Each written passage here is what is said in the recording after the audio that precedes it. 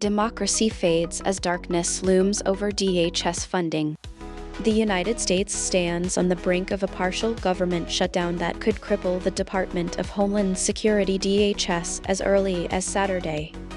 Federal officials warned that without an urgent, last-minute appropriations package, critical components of the agency including air travel security, border patrol operations, and cyber defense initiatives will be forced to cease normal activities.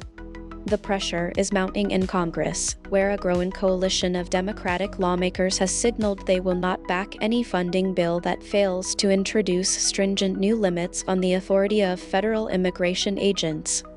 These Democrats argue that the current framework allows for overly aggressive enforcement tactics that have sparked widespread criticism for violating constitutional protections and targeting vulnerable communities. They are pushing for provisions that would curb the scope of immigration raids, increase oversight, and require greater transparency in the deployment of resources.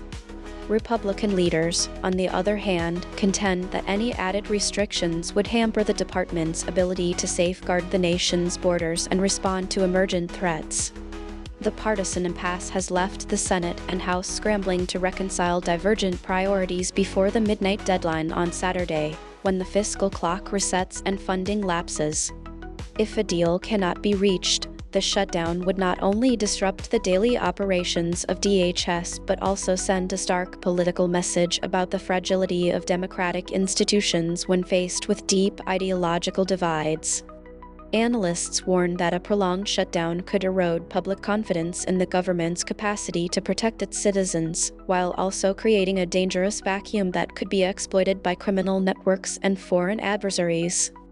As the debate intensifies, both sides face mounting pressure from constituents, advocacy groups, and national security experts to find a compromise that balances robust enforcement with respect for civil liberties. The outcome of these negotiations will likely set a precedent for how future funding battles are handled, underscoring the delicate balance between security imperatives and the democratic values that underpin the nation's legal framework.